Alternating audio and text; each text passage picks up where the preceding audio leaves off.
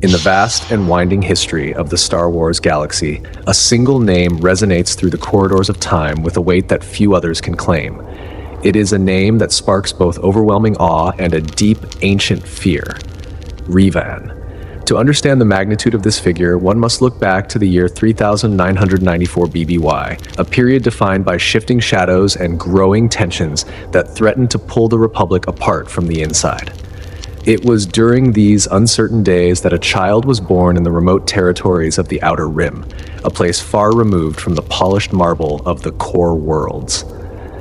This child was deeply sensitive to the currents of the Force, possessing an innate connection to the energy that binds the universe together. His discovery by the Jedi Order was not merely a stroke of luck, but a moment that would mark the start of one of the most influential and transformative stories in all of galactic history. The Jedi Order, ever watchful for those who could feel the pulse of the living Force, quickly recognized the incredible potential within the boy. They brought him into their ranks, beginning a journey of training that would eventually reshape the destiny of trillions. Among his early mentors, it was Master Kriya, who would later claim the honor of being his first teacher, though his education was far from limited to a single perspective. Revan's path took him through an exceptional series of lessons under multiple legendary masters at the prestigious Jedi Temple on Coruscant. This temple, with its towering spires reaching toward the clouds of the Republic's capital, served as the primary forge for his growing mind. It was here, amidst the constant hum of the city planet and the quiet meditations of the Jedi, that his training began in earnest. During these formative years, Revan was not alone. He met a fellow student named Alec, and the two formed an immediate and unbreakable bond. They were more than just peers. They were partners who challenged and supported each other as their abilities flourished. Their training was a journey in itself, taking them back and forth between the high-stakes environment of Coruscant and the peaceful, rolling plains of the Jedi Enclave on Dantooine. It was on Dantooine, away from the distractions of the capital, that they truly began to distinguish themselves among their fellow students. A Twi'lek master named Jar Lestin took a particular interest in Revan's rapid development. He observed that the young student possessed an unprecedented desire for knowledge, a hunger that set him apart from everyone else in his class. What initially seemed like the typical enthusiasm of a gifted youth soon revealed itself to be something far more significant and perhaps more dangerous. Revan's appetite for learning was impossible to satisfy, driving him to study aspects of the Force that many other Jedi preferred to overlook or avoid entirely. Under the careful guidance of Master Dorak, who served as the chronicler for the Dantooine Enclave, Revan gained a deep and nuanced insight into the long history and the sacred traditions of the Jedi. He spent countless hours poring over ancient records and scrolls, seeking to understand the mistakes and triumphs of those who had before him. His understanding of the Force was further shaped by Master Erin Kay, who added her own unique and often challenging perspectives to his expanding library of knowledge. Each master who touched Revan's life contributed something unique to his development, yet none of them could truly channel or contain their students' boundless curiosity. Master Vandar Tokare watched Revan's progress with a sense of growing excitement, often predicting that this exceptionally gifted student would one day become a champion of the Jedi Order, a figure who would bring immense honor and glory to their ancient ranks. However, this optimistic view was not shared by everyone within the Council. Master Vrook Lamar, known for his stern and cautious nature, Aenus observed Revan's intense pursuit of knowledge with a sense of increasing concern. He sensed a potential danger in such unrestricted ambition, fearing that the young Jedi's desire to know everything might lead him down paths that were better left untraveled. According to the detailed historical accounts of Michael, Revan devoted a significant portion of his time to the study of force bonds and other unusual, lesser-known powers. This focus on the obscure parts of their teachings demonstrated both his incredible aptitude and his willingness to explore areas that others might fear to tread. His mastery of these uncommon abilities would later prove to be a crucial element in his long and complicated journey. As the years passed, The partnership between Revan and Alec continued to flourish, though clear differences between the two friends began to emerge. While both showed remarkable potential and were highly respected by their peers, Revan's superior power and sharp intelligence became increasingly apparent to everyone around them. He possessed a natural leadership ability that placed him at the forefront of their duo, with Alec gladly and loyally following his friend's lead. Before the year 3964 BBY, Revan achieved the prestigious rank of Jedi Knight, a milestone that served as the official recognition of his extraordinary capabilities. His reputation spread rapidly through the Order, with many acknowledging him as one of the most promising and charismatic members they had seen in generations. He had a presence that drew others to him naturally, a trait that would prove to be instrumental in the world-shaking events that were soon to follow. By the year 3964 BBY, Revan had established himself as a powerful and highly influential figure within the Jedi Order. His mastery over the Force, combined with his natural charm and undeniable leadership skills, earned him the respect and admiration of both his peers and his masters. Yet, these achievements were only the quiet opening notes of a much larger and more tragic story. The galaxy was teetering on the edge of a massive conflict, with threats looming on multiple fronts that the Republic was ill-prepared to handle. Revan's extensive training had prepared him for greatness, but the true test of his character and his soul still lay ahead of him. The choices he would make in the coming years would not only shake the foundations of the Republic, but would also challenge the very core of the Jedi Order itself. At the time, no one could have known that this brilliant young Jedi Knight would become a figure of such immense historical significance. His story remains a testament to how great power brings with it great consequence, and how the decisions of a single individual can alter the destiny of countless worlds across the stars.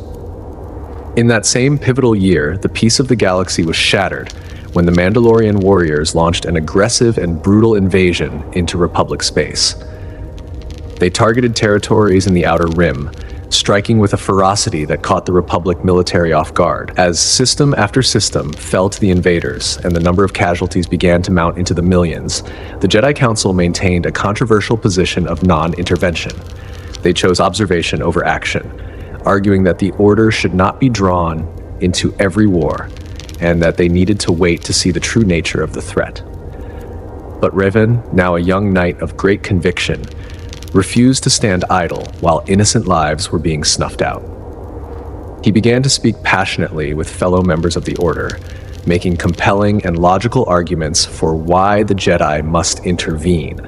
He insisted that the Republic desperately needed their help, and that the Jedi had a moral and spiritual obligation to protect those who were unable to protect themselves. His passionate calls for action did not go unnoticed. The Republic media, hungry for a hero in such dark times, caught wind of his movement and branded him the Jedi's own crusader. Alec, his closest friend from their earliest days of training, was the first to step forward and pledge his full support to the cause. Others soon followed, drawn in by Revan's unwavering conviction and his natural ability to inspire those around him. Those who joined his growing movement began to view him as their honorary master, recognizing his leadership even though he did not officially hold that rank within the Order. As horrifying reports of military defeats and civilian massacres continued to flood in from the Outer Rim, his following grew steadily, becoming a force that the Council could no longer ignore. Taking decisive and defiant action, Revan chose to go against the explicit wishes of the Jedi High Council. He led his followers directly to the warfront, planning to scout the enemy lines and gather first-hand information about the true extent of the Mandalorian threat. His first stop on this journey was the planet Taris, where he hoped to recruit more Jedi from the local training tower. However, despite his best efforts and his persuasive speech, the Taris Jedi remained loyal to the Council's decree and were unwilling to join his cause. The campaign took a darker and more tragic turn when Revan left the majority of his followers, including Alec, on the planet Surya, while he went alone to investigate Mandalorian activity on the worlds of Onderon and its moon, Dixun. During his absence, disaster struck. His followers at Surja fell victim to a well-coordinated Mandalorian ambush, and many of them were taken captive, their fates unknown. When Revan returned and reported these disturbing findings to the Jedi Council on Coruscant, he expected a change in their stance. Instead, they still refused to sanction a widespread intervention, though they did task him with the specific mission of rescuing the captured Jedi. Despite the Council's continued resistance, Revan's movement gained tremendous popular support among the citizens of the Republic. The media portrayed him as a crusading savior who was being unjustly ignored by an out-of-touch and stagnant Jedi Council. News reports first referred to him as the leader of the Revanchists, a name that was soon shortened to simply Revan. He traveled across the galaxy, spreading his message of necessary intervention, and his popularity grew with every passing day, as he became a symbol of hope for a republic that felt abandoned by its protectors. A crucial turning point in this era came when a Cathar Jedi named Ferren Barr, or more specifically, the plight of the Cathar people brought to him by the Jedi Pharaoh, caught Revan's attention. The entire Cathar species had mysteriously vanished from their home planet a decade earlier, and no one knew why. Revan began to use this abandoned world as powerful evidence to convince other Jedi of the true, genocidal nature of the Mandalorian threat. While he was on the surface of Cathar, he experienced a horrific and vivid vision of the Battle of Sirocco, feeling the deaths of thousands of innocents through the Force from several sectors away. This experience deeply scarred him and reinforced his belief that the war could not be ignored. During a tense confrontation with Jedi Masters who had followed him to Cathar to bring him back to Coruscant, Revan and his followers discovered an old Mandalorian mask buried in the dirt. As he touched it, a powerful vision of the past was unleashed through the Force, shared by everyone present. They witnessed the truth of the Cathar massacre. The Mandalorian forces had herded the peaceful Cathar people into the ocean to drown them all. In this vision, they saw a lone Mandalorian warrior, a woman, who tried to stop the genocide. She stood against her own people, pleading for the lives of the innocent, but she was ignored and fell alongside the Cathar when the brutal extermination was carried out. Deeply moved and forever changed by this revelation, Revan picked up the fallen warrior's mask. He made a solemn and public vow to wear that mask until justice was brought to the Mandalorians for their atrocities and until the war was won. It was at this moment that he fully adopted the name Revan as his own, marking the start of a new and much darker chapter in his journey. The details of the Cathar massacre finally broke through the long-standing resistance of the Jedi Council. While they still considered a full military intervention to be unwise and perhaps too hasty, they could no longer deny the undeniable evidence of Mandalorian war crimes. In an attempt to find a middle ground, Revan proposed a compromise, the creation of a Mercy Corps. This organization would allow Jedi to serve within the structure of the Republic military, providing medical aid and tactical support, while still maintaining some level of separation from direct Jedi oversight. The Council, feeling the pressure of public opinion and the weight of the evidence, grudgingly accepted this proposal. They placed the Mercy Corps under Revan's direct command, a decision that would ultimately alter the course of the war and change the fate of the entire galaxy. Revan had finally succeeded in his long push for intervention, but the true costs of this hard-won victory remained to be seen. The Crusader had won his chance to confront the Mandalorian threat on the field of battle, though none could have predicted how this conflict would transform him from a noble protector into something the galaxy would eventually learn to fear. When the Revanchists officially joined the Republic military, it marked the beginning of a dramatic and violent shift in the Mandalorian Wars. Revan quickly proved himself to be not just a powerful Force user, but a brilliant and unparalleled military commander. Among those who followed him into the fire of battle, none showed more promise than a Jedi named Mitra Surik, who would eventually become one of his most trusted and capable lieutenants. The impact of Revan's leadership was almost immediate. He brought a level of strategic genius to the Republic that had been sorely lacking, leading his forces to a string of decisive victories that began to halt the Mandalorian advance.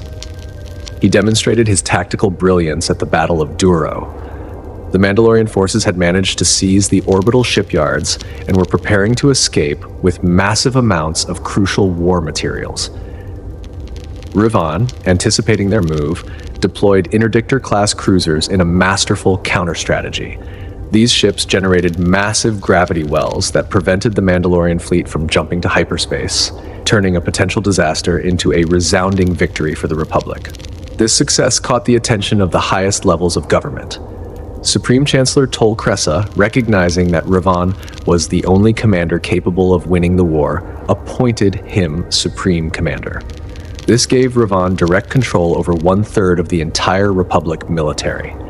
This appointment was a historic first. Never before had a single commander, let alone a Jedi, held such direct authority over all Republic ground and naval forces. Under Revan's command, the tide of the war truly began to turn. He had a deep understanding of the Republic's strengths, realizing that its massive industrial capacity was its greatest advantage over the nomadic Mandalorians. He leveraged this strength relentlessly, ensuring that his troops were better equipped and more numerous than the enemy. However, his pursuit of victory began to come at a significant and troubling moral cost. As the war grew more intense, Revan and Alec, who was now serving as his second-in-command, began adopting what many critics called moral shortcuts. They started sacrificing resources, entire systems, and even their own soldiers to gain strategic advantages that would lead to a larger win down the road. The transformation in Revan's character became increasingly apparent to those who knew him best. The compassionate and idealistic Jedi Knight was slowly giving way to a cold, calculating, and distant military commander. His tactics grew more ruthless with every passing month, as he began to match Mandalorian brutality with his own equal measure of violence. He believed that the only way to defeat a foe as honor-bound and savage as the Mandalorians was to become even more efficient at destruction than they were. Yet, his methods, as controversial and dark as they were, produced undeniable results. The Republic forces began pushing the Mandalorians back on multiple fronts, reclaiming lost territory and bringing hope to millions. But with each victory, Revan seemed to draw further and further away from the traditional tenets and principles of the Jedi Order. During this period of military triumph and personal change, Revan and Alec made a discovery that would forever alter their paths and the history of the Force. While exploring near the Jedi Enclave on Dantooine, they located a set of ancient and hidden ruins belonging to a long-forgotten race known as the Rakata. After passing the rigorous tests set by the mysterious droid guardians of the site, they uncovered their first star map. This ancient device was a piece of a larger puzzle, though its true significance and the location of its counterparts remained unclear at the time. Their search for answers led them to find another star map in the dangerous shadowlands of the planet Kashyyyk, around the year 3961 BBY. During this same period, they made a brief but highly significant visit to the ancient Sith world of Korriban, a place where the dark side of the Force hung heavy in the air. The war continued to rage, bringing both incredible victories and stinging setbacks. At the Yaga's minor system, Revan suffered a rare and painful defeat at the hands of the talented Mandalorian commander Cassus Fett. Undeterred by the loss, Revan launched an ambitious and massive assault on the Mandalorian strongholds at Onderon and its moon, Deek-Sun. The battle for Deek-Sun proved to be particularly costly and bloody, dragging on for months as Republic soldiers fought through the dense, predator-filled jungles. The mounting casualties were staggering, yet even these losses served Revan's larger, more ruthless strategy. He launched a carefully calculated campaign against Althir III, deliberately drawing out the main body of the Mandalorian forces. The resulting battle was a slaughter that devastated the Mandalorian army, proving that Revan's tactics, while incredibly costly in terms of life, could deliver the decisive results the Republic needed to survive. A crucial and dark turning point came with the discovery of the Treyas Academy on the planet Malachor V. Within the ancient and shadowed halls of this structure, Revan encountered forbidden Sith knowledge that began to exert a powerful pull on his mind, seducing him toward the dark side of the Force. He did not keep this knowledge to himself. He shared these twisted teachings with Alec, marking the beginning of both of their descents into the abyss. Though they did not immediately abandon their roles as Jedi or their loyalty to the Republic, the influence of these dark teachings grew stronger with each passing day. They began to see the Force not as a guide to be followed, but as a tool to be wielded with absolute authority. As the war approached its violent climax, Revan ordered the construction of a terrifying superweapon called the Mass Shadow Generator. This device was designed by a brilliant Zabrak engineer named Bao-Dor, and it would prove to be the key to Revan's final, devastating strategy. He placed Mitra Surik in command of half the Republic fleet, positioning her forces as bait to draw the bulk of the Mandalorian fleet into range of the weapon above Malachor Vive. This assignment carried dark and whispered implications. Many believed that Rian had deliberately placed his most vocal critics and detractors within Surik's fleet, knowing they would bear the brunt of the coming battle and the weapon's activation. This decision reflected his increasingly pragmatic and cold approach to leadership, showing a willingness to sacrifice those who opposed his vision in order to achieve his ultimate strategic objectives. Revan's transformation during the long years of the Mandalorian Wars revealed both his terrifying military genius and his growing internal darkness. Every victory he won brought the Republic closer to a final triumph, but it also pushed him further away from the light and the Jedi path he had once walked so proudly. His tactics saved countless worlds from Mandalorian occupation, yet the moral and spiritual cost of these successes would echo through the galaxy for centuries to come. The stage was now set for the war's final, cataclysmic battle. Revan had assembled his massive forces, positioned his secret superweapon, and prepared to spring a trap that would end the Mandalorian threat forever. The Republic stood on the very verge of total victory, but the price of that victory would prove to be far higher than anyone could have possibly imagined. The compassionate Jedi who had once championed the cause of the weak had become something else entirely. A brilliant but ruthless commander whose choices were about to reshape the very fabric of the galaxy. The final battle of the Mandalorian Wars began with an unexpected and frustrating delay. As Revan's primary fleet approached the Malachor system, a Mandalorian scouting party intercepted them, engaging in a series of skirmishes that prevented Revan's immediate arrival at the main theater of war. When Revan finally managed to reach Malachor Vive, he found an enormous and chaotic naval battle already raging across the entire system. The Republic forces, led by the brave and loyal Mitra Surik, had engaged the Mandalorian fleet just as he had planned, acting as the anvil upon which the enemy would be broken. In a move that was destined to change the course of history, the leader of the invaders, Mandalore the Ultimate himself, challenged Revan to single combat. The duel was to take place aboard Mandalore's massive flagship, with the fate of two entire civilizations hanging in the balance. The battle between these two legendary warriors was fierce and brutal, a clash of ideology as much as skill. However, Revan's mastery of both physical combat and the power of the Force ultimately proved to be too much for the Mandalorian leader. As Mandalore lay dying at Revan's feet, the true nature of the long war began to unravel in a series of shocking revelations. With his final gasping breaths, Mandalore confessed a truth that staggered Revan. The entire invasion had been orchestrated through subtle manipulation from the outside. A mysterious, red-skinned Sith had influenced Mandalore, pushing him to launch the invasion of Republic space. This shadowy figure had first approached the Mandalorians seeking their help to uncover an ancient tomb on the frozen world of Rekiad.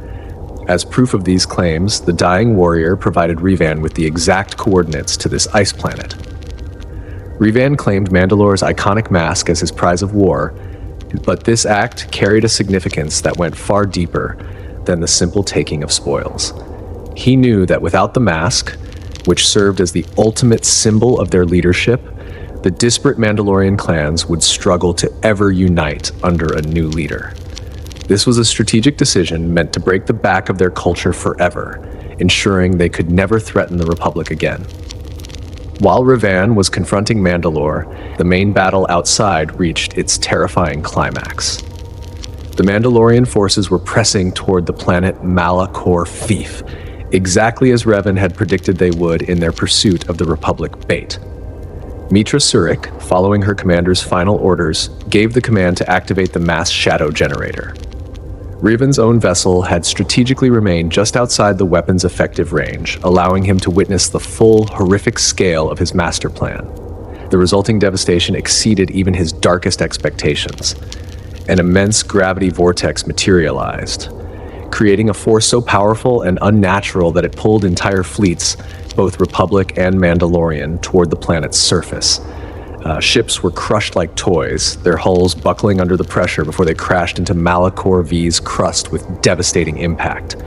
The force of the weapon was so severe that the planet itself fractured to its very core, becoming a jagged, broken husk. Thousands upon thousands of soldiers and crew members on both sides perished in a matter of heartbeats. While the Mandalorians suffered the heaviest losses, the cost to the Republic was also immense. The aftermath of this catastrophic event brought the war to a decisive and bloody end. The surviving Mandalorian commanders, seeing their fleet destroyed and their leader dead, transmitted their unconditional surrender. They were simply unable to continue fighting after such a loss. Revan's terms for their surrender were harsh and meticulously calculated to dismantle their way of life. He ordered them to surrender all their weapons and armor, and he commanded the total destruction of their feared basilisk war droids. Many proud Mandalorian warriors, stripped of their purpose and their tools of war, found themselves forced to become lowly bounty hunters or mercenaries just to survive. In the wake of this victory, Revan completed the construction of a new tool for his future, HK-47, an assassin droid whose lethal design had been directly inspired by the cold efficiency of the devastation at Malachor. Revan had determined that future conflicts would require more precise and quiet methods of elimination, leading him to create this highly sophisticated and dangerous machine. The cost of this victory weighed heavily on everyone who managed to survive. Mitra Surik, who had been the one to actually give the order to activate the weapon, found herself completely severed from her connection to the Force. The trauma of feeling the simultaneous deaths of thousands of living beings had caused her to unconsciously cut herself off from the Force to prevent her own mind from shattering. When the Jedi Council eventually demanded she return to Coruscant to face judgment for her actions, she complied, though she was now a wound in the Force. Revan and Alec, who was now being called Malak by those close to him, refused the Council's summons. They were already looking toward a new and much darker horizon. As they prepared to investigate the final revelation given by Mandalore, Malak suggested that they should eliminate Surik, viewing her as a potential threat to their future plans. Revan, however, dismissed this idea with a cold finality, stating that Surik was already dead, a grim reference to her lost connection to the Force. Taking only Malak with him, Revan journeyed to the ice world of Rekiad. Their investigation there led them deep into the ancient tomb of Dramath II, where they discovered a data recording that confirmed everything Mandalore had said. The device spoke of a mysterious and terrifying planet called Nethema, adding another piece to the growing puzzle of the Sith influence. Before they departed the frozen world, Revan concealed Mandalore's mask within the sarcophagus of the tomb, ensuring it would remain hidden from anyone who might seek to reunite the Mandalorian clans. This victory at Malachor Fiv marked the end of one conflict, but it secretly laid the groundwork for an even greater and more terrible war. The truth Revan had uncovered about the Sith manipulation of the Mandalorians would lead him down a path that would forever change his fate and the fate of the entire galaxy. The hero of the Republic had won his war, but the price of that victory would prove to be far steeper than anyone could have ever imagined. The shadow of Malachor Vive would linger in the minds of all who survived it, a constant reminder of the darkness that had been unleashed. The devastating power of the mass shadow generator, the loss of countless lives, and the secrets revealed by a dying king set in motion a chain of events that would reshape the galaxy into something unrecognizable. As Revan and Malak departed Rekiad, they carried with them a knowledge that would lead them directly into the heart of darkness, leaving behind the ruins of one civilization as they unknowingly prepared to challenge another that had been waiting in the shadows for 1,000 years. In the aftermath of their hard-fought victory over the Mandalorian invaders, Revan and Malak embarked on a new journey that would lead them further down a path of shadow. Armed with the chilling knowledge they had gathered from Mandalore's dying confession and the tomb on Rekiad, the two former Jedi heroes set out to uncover the truth behind the mysterious Sith manipulation that had orchestrated the war. Their quest for answers led them far beyond the known borders of the Republic, into the remote and eerie Chiss sector, and finally to the lifeless world of Nathema. As they stepped onto the barren and silent surface of Nathema, Revan and Malak were immediately struck by an unnerving and terrifying sensation. The very essence of the Force, the energy field that usually connected all living things, was completely and utterly absent. It was as if the planet itself had been stripped of its soul, leaving behind nothing but a cold, hollow husk of what it once was. As they delved into the tragic history of this dead world, they uncovered the chilling tale of a Sith Lord named Vitiate and his role in the planet's destruction. Nearly 1,000 years earlier, Vitiate had orchestrated a dark ritual of unimaginable scale, the ritual of Nathema.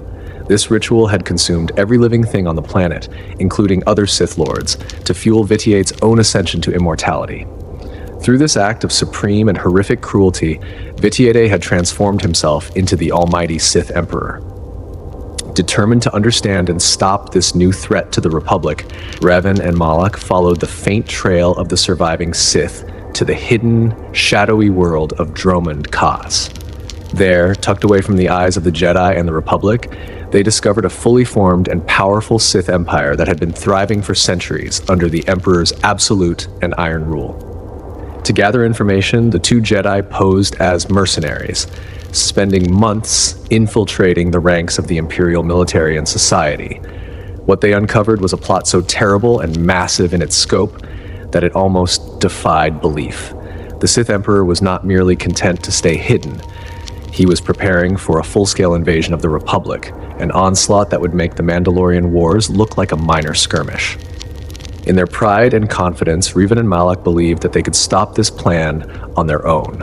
They were certain that their combined strength and their mastery of the Force would be enough to overthrow the Emperor and destroy his ambitions before they could ever be realized. They found an unexpected ally in a member of the Emperor's own guard named Yari, who offered to help them sneak into the heart of the Emperor's citadel. However, blinded by their own self-assurance, Revan and Malak failed to see the trap they were walking into. They did not realize that the loyalty of the Imperial Guard to their Emperor was absolute, forged through dark rituals and unbreakable spiritual oaths.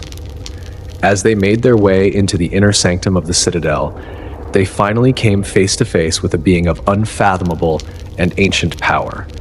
The Emperor had known they were there from the very moment they arrived in the system, allowing them to believe they were operating in secret while he watched their every move. In a display of overwhelming dominance, the Emperor crushed their wills and overpowered their minds. He twisted their thoughts, their memories, and their deepest desires, bending them to his own dark purposes. Revan and Malak, who had once been the brightest champions of the light, were now nothing more than puppets performing for the Emperor's amusement. In a dark and perverse ceremony, the Emperor anointed his new servants as Darth Revan and Darth Malak. He bestowed upon Revan the title of Dark Lord of the Sith, making him the supreme commander of the coming war. Their mission was clear. They were to return to Republic space as the vanguard of the Emperor's invasion. Central to this grand plan was the legendary Starforge, an ancient space station of immense power that was capable of producing endless fleets of ships and armies of droids. Revan and Malak were tasked with locating this forge and using its power to crush the Republic from within. Thus began a dark pilgrimage that took the fallen Jedi to the far corners of the galaxy as they retraced their steps, searching for the remaining star maps they had begun to find years before. Their journey took them back to Dantooine and Kashyyyk, and then onward to the worlds of Manaan, Tatooine, and finally Korriban. They sought out the ancient maps that would guide them to their ultimate prize. On Korriban, the ancestral and sacred home of the Sith, Revan delved deeper into forbidden knowledge than he ever had before. He plundered the ancient tombs of long-dead Sith lords and even created his own dark holocron, recording his twisted and new philosophies on the nature of power and the Sith way. These insights would eventually go on to corrupt and influence countless Force users for many generations to come. Yet, even as they descended further into the abyss of the dark side, a small flicker of their old selves, of their defiance, began to stir. As they finally stood before the awe-inspiring and terrifying might of the Starforge, something within them managed to break free from the Emperor's direct mental control. In a moment of startling clarity, they realized that they were being used as pawns by a monster who sought to destroy everything. They saw the Emperor for what he truly was, a deceiver and a parasite who wanted to rule over a dead galaxy. In breaking free from his hold, Revan and Malak became the first beings in centuries to successfully resist his domination. But this freedom came at a terrible and permanent cost.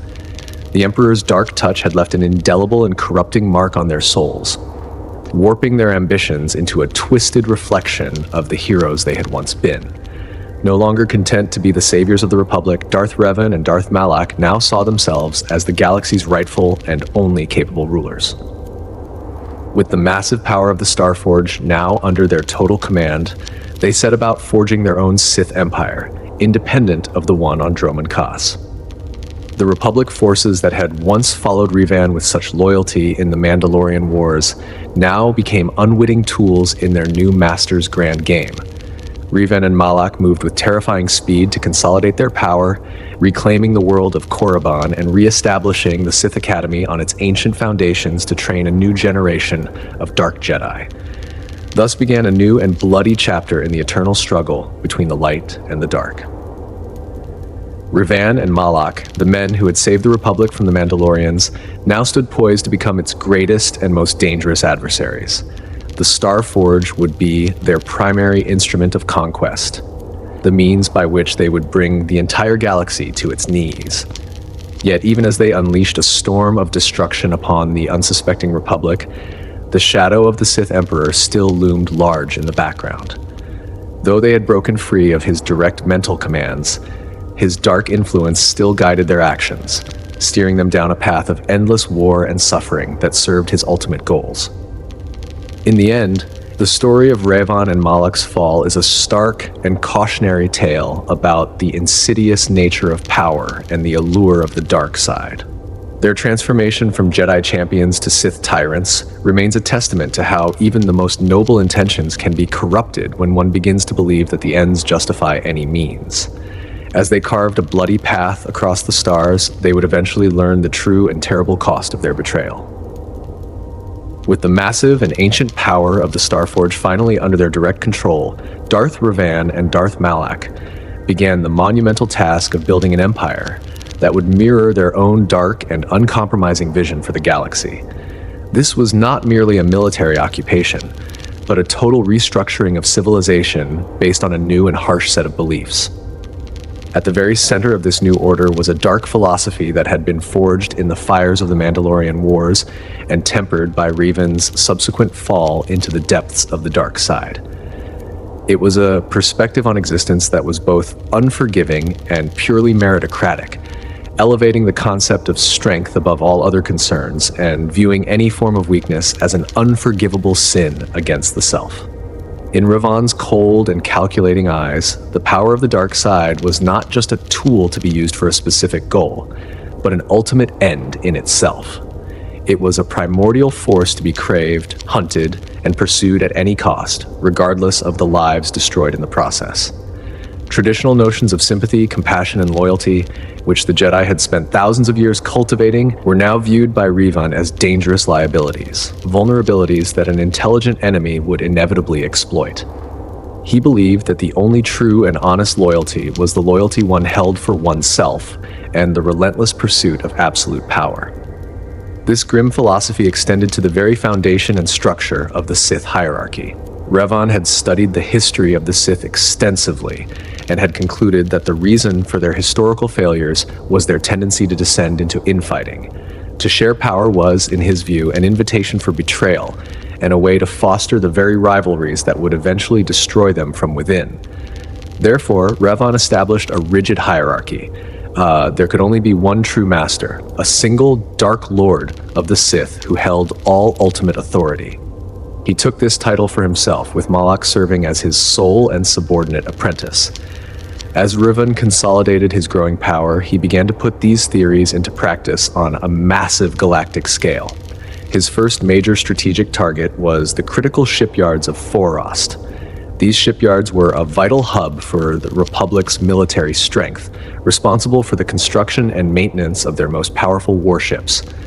In a daring and perfectly timed raid, Revan's forces seized the vast majority of the Republic vessels stationed there, while systematically destroying every ship they could not take. It was a staggering blow that left the Republic military reeling and gasping for air, setting a terrifying stage for the many conquests that were soon to follow. A key element in these early and overwhelming victories was the high-profile defection of Admiral Saul Karath. Karath was one of the most brilliant and respected tactical minds in the entire Republic Navy, a man whose reputation for integrity had been legendary. Recognizing the immense value of such a man, Revan quickly promoted him to the rank of commander over the entire Sith fleet. Under Karath's expert and ruthless leadership, the Sith war machine became a force of terrifying and clinical efficiency, striking at key Republic worlds with the precision of a surgeon's blade. Yet, for all the undeniable brutality of his methods, there was a strange and cold calculation to Revan's overall strategy that puzzled many observers at the time.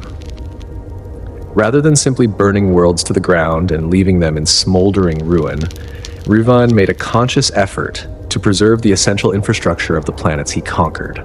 He recognized that certain worlds were critical to the functioning of the galactic economy and the logistics of a large-scale war. These planets were often spared the worst of the physical destruction, even as their military defenders were crushed without a shred of mercy. In this way, Revan sought to maintain the resources and the industrial base that he knew would be necessary for a long and drawn-out campaign. His ultimate goal was not merely the temporary defeat of the Republic, but its fundamental and permanent transformation. He envisioned a methodical 20-year campaign that would allow him to slowly and surely mold the galaxy into a new shape. Once the Republic had been brought to its knees, he planned to rebuild it into a stronger and more resilient order, one that would be capable of standing against the even greater shadows he had glimpsed in the deep reaches of space. However, as Revan's personal power and influence grew, so too did the quiet and simmering ambitions of his apprentice, Malak. Malak, who had once been Revan's most loyal friend and trusted ally during the Mandalorian Wars, began to feel the weight of his subordinate position. He started to chafe under his master's strict rule and increasingly viewed Revan's calculated and measured approach to conquest as a sign of lingering weakness. In Malak's eyes, Revan had not fully embraced the true, chaotic, and destructive nature of the Sith. He believed that the Dark Lord was still too burdened by the remnants of his Jedi past, still too concerned with order and preservation. These internal tensions, which had been building for months, finally reached a violent breaking point in a confrontation that would leave Malak permanently physically and spiritually scarred. In a sudden and explosive fit of anger, Malak openly challenged Revan's leadership, dismissing his master's long-term strategies as the talk of a coward. Revan's response was both immediate and horrifyingly brutal. With a single fluid stroke of his lightsaber, he severed Malak's lower jaw, leaving his apprentice broken and bleeding on the floor of the command deck. Though Malak managed to survive this horrific punishment through the use of the dark side and advanced medical technology, he would bear the physical evidence of his defiance for the rest of his life. Forced to wear a crude and heavy metal prosthesis and required to speak through an electronic device, he became a living symbol of Revan's absolute and ruthless authority. This harsh lesson was intended to remind Malak, and anyone else who might be watching, of the terrible price of challenging the Dark Lord. Despite this violent episode, Revan was intelligent enough to recognize the need for powerful allies outside of the Sith Order. To this end, he forged a strategic partnership with the Chirka Corporation, one of the most powerful and influential business conglomerates in the galaxy. In exchange for granting the corporation a total monopoly on trade within Sith-controlled space, Chirka provided Revan's military with a steady and reliable stream of raw resources, refined materials, and high-tech support. The corporation even established a major corporate presence on the world of Korriban, building its headquarters in the very shadow of the newly rebuilt Sith Academy. This alliance allowed Revan to focus his own resources on military expansion, while the corporation handled the messy and complicated business of logistics and supply. Yet, perhaps Revan's most prized and personal asset in his war against the Republic was not a fleet of ships or a corporate alliance, but a single custom-built machine, HK-47. This assassin droid, which Revan had designed and built himself, was a masterpiece of lethal technology. HK-47 was created to be a tool of targeted elimination, a way to remove problematic political or military figures without the need for a full-scale battle. The droid quickly proved its immense worth, carrying out a series of high-profile assassinations that threw the Republic leadership into a state of constant fear and chaos. Revan was so impressed with the performance of this prototype that he eventually ordered the creation of an entire series of similar droids, each one designed to sow terror and discord behind enemy lines.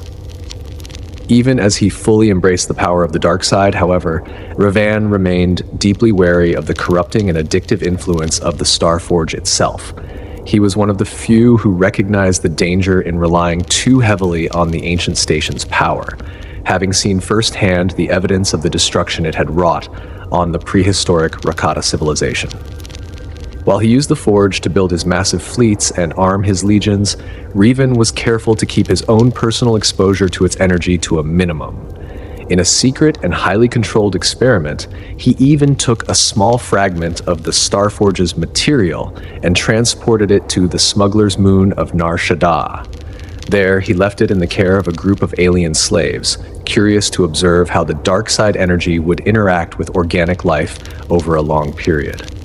In a disturbing turn of events, these slaves eventually began to worship the fragment as a holy relic, seeing Revan himself as a distant and godlike figure of unknowable purpose.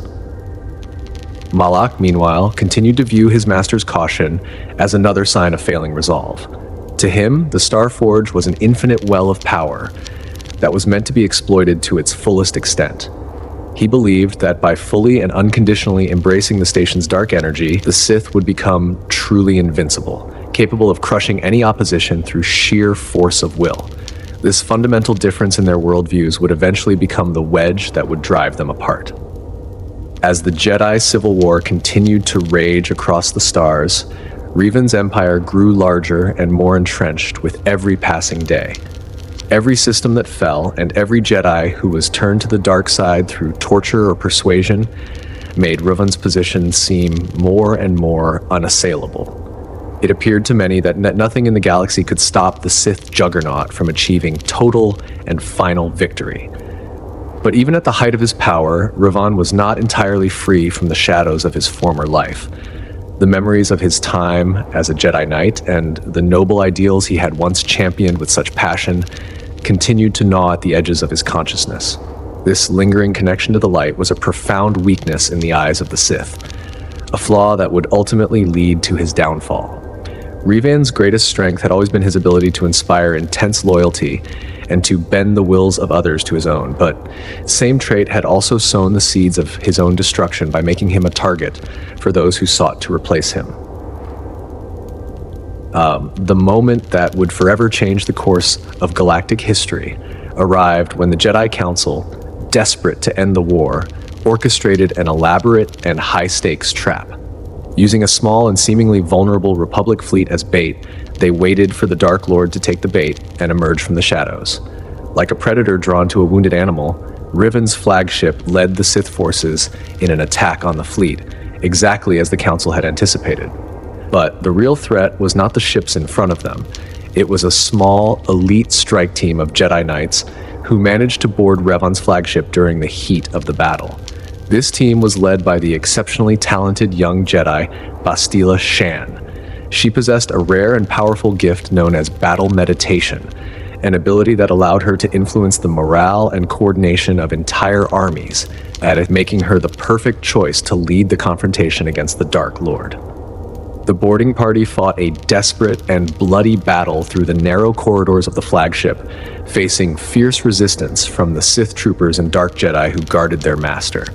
Revan, fully aware of the intruders, personally stepped forward to meet the challenge. He eliminated several Jedi Knights and Republic soldiers with a terrifying display of lightsaber skill and force mastery, until only Bastila Shan and a few of her companions remained to face him on the bridge. From his own nearby vessel, Malak watched the unfolding duel with a sense of cold and calculating interest. Through the Force, he could sense that his master was entirely focused on the Jedi who had dared to invade his bridge. In that single pivotal moment, Malak recognized the opportunity he had been waiting for since the day his jaw had been severed. Without a moment of hesitation or a hint of remorse, Malak gave the order for his own ships to open fire on the bridge Irvan's flagship. The betrayal was absolute and caught everyone by surprise. A series of massive explosions rocked the vessel, tearing through the hull and sending plumes of fire across the bridge. Bastila Shan, acting on a split-second instinct, rushed forward toward the fallen Dark Lord. As the bridge collapsed around them, she channeled the Force into a powerful push, shielding Revan from the worst of the blast and preserving the small flicker of life that remained within him. The other Jedi in the room were not as fortunate, vanishing into the smoke and chaos of the ship's destruction. In the quiet and terrifying aftermath of the explosion, Bastila Shan found herself standing over her wounded and unconscious enemy. She faced a critical and world-shaping choice. She could have simply left the Dark Lord to die in the wreckage of his own ship, or she could have ended his life then and there. Instead, she made a decision that would bind their two fates together in a way that neither could have anticipated. Drawing upon the depths of her power, she worked to stabilize Revan's condition, and in doing so, she created a profound force bond between them, a connection that transcended the normal limits of the physical world. She managed to transport the comatose Sith Lord away from the dying ship and brought him before the Jedi Council on Dantooine. The Council now faced a situation without any precedent in their history. Before them lay the broken body of one of the most powerful and dangerous Force users the galaxy had ever known. A man who had once been their greatest hero before becoming their most terrifying nightmare. In a decision that remains one of the most controversial in the history of the Order, the Council chose a radical and experimental solution. Rather than executing him or imprisoning him for life, they decided to use the Force to completely erase his memories. They wiped away every trace of his identity as both a Jedi Knight and a Sith Lord, effectively killing the persona of Revan while leaving the man alive. In its place, they carefully crafted an entirely new identity, that of a loyal and dedicated Republic soldier with a convincing, if entirely fabricated, background from the planet Duralia. They assigned Bastila Shan to be his guardian and overseer, hoping that the unique Force bond she shared with him could be used to slowly and carefully uncover the secrets of Malak's massive and seemingly endless fleet. This new version of the man, who had no idea of his true past or the power he once wielded, was enlisted in the Republic military and strategically placed aboard a ship called the Endar Spire, which was under the command of Bastila herself. Meanwhile, Darth Malak, believing that his master was dead and that he was now the undisputed Dark Lord of the Sith, assumed total control over the Empire. His first and highest priority was the capture of Bastila Shan, whose battle meditation he rightly feared as the only thing that could consistently tip the scales of the war against his forces. Malak's persistence eventually led his fleet to ambush the Endar Spire above the city planet of Taris. In the chaos and panic of the Sith attack, the amnesiac man found himself working alongside a decorated and weary Republic officer named Karth Onasi. Together, they barely managed to fight their way to the escape pods and fled the dying ship, crashing into the sprawling and dangerous upper city of Taris. The impact of the crash left the man unconscious for several days, and during this period of darkness, his mind began to experience strange and fragmented visions. He saw flashes of a lightsaber duel and heard voices he didn't recognize, unaware that he was witnessing the buried echoes of his own history through the Force bond he shared with Bastila. When he finally awakened in a hidden apartment, he was informed by Onasi that Bastila Shan had been captured by one of the local swoop gangs after her own escape pod had crashed. Despite having no memory of his former life or his abilities, the man immediately committed himself to finding her, driven by an intuitive sense of responsibility that he couldn't quite explain. This decision would prove to be the first tentative step on an extraordinary journey of self-discovery and redemption. As he began to explore the streets and levels of Terrace, he started to show glimpses of the remarkable abilities that had once made him a legend. He solved complex problems and overcame dangerous obstacles with a level of intuition that went far beyond his artificial memories. During his search, he began to form genuine and deep bonds with a new group of companions, including a young Twi'lek named Mission Vao and her Wookiee friend Zalbar. He displayed the same natural and effortless leadership that had once inspired thousands to follow him into the Mandalorian Wars, though now that leadership was guided by a different moral compass. Most remarkably to the Jedi, who were secretly watching from afar, this man maintained an unwavering sense of nobility and justice, even in the lawless and brutal environment of the Terrace Lower City. Every choice he made and every person he helped reflected the inherent light that the Council had hoped still existed within his soul. In their attempt to create a useful tool for their own purposes, the Council had unintentionally given one of the galaxy's most powerful warriors a genuine second chance at a life of honor. The grand experiment of the Jedi Council was succeeding far beyond what they had dared to hope, but it had also created an incredibly volatile and dangerous situation. Somewhere deep beneath the layers of artificial memories and the carefully constructed persona, the accumulated knowledge, power, and history of Darth Revan still existed. The question for the Jedi was no longer if those memories would eventually find their way back to the surface, but rather what would happen when the man finally confronted the truth of what he had been. As he worked his way through the gangs and the Sith patrols of Terrace to find Bastila, the man had no way of knowing that he was already on a collision course with his own past, and that the fate of the entire galaxy would rest upon the choices he was about to make. The story of the Dark Lord had ended on the bridge of his flagship, but the legend of the man who had been Revan was only just beginning to find its voice again. The search for Bastila on Terrace eventually led the man into the dark and disease-ridden depths of the Undercity, a place where the sun never reached and where the forgotten and the desperate lived in constant fear. Here, he encountered the Rakghouls, mindless and mutated creatures that preyed on anything that moved. Despite the constant danger, he pressed on, his natural instincts for combat and survival sharp and unerring. He eventually succeeded in winning a high-stakes swoop race to secure Bastila's freedom from the Black Vulcar gang, and together with their growing crew, they managed to steal a fast and well-armed freighter called the Ebon Hawk from the local crime lord, Davik Kang. Just as the Sith began a planetary bombardment intended to wipe out any resistance and kill Bastila, the Ebon Hawk blasted into space, narrowly escaping the destruction of Terrace. Their next destination was the Jedi Enclave on Dantooine, where the Council was waiting to see the results of their experiment firsthand. It was here that the man began his formal retraining as a Jedi. The Council members were astonished at the speed with which he mastered the various disciplines of the Force.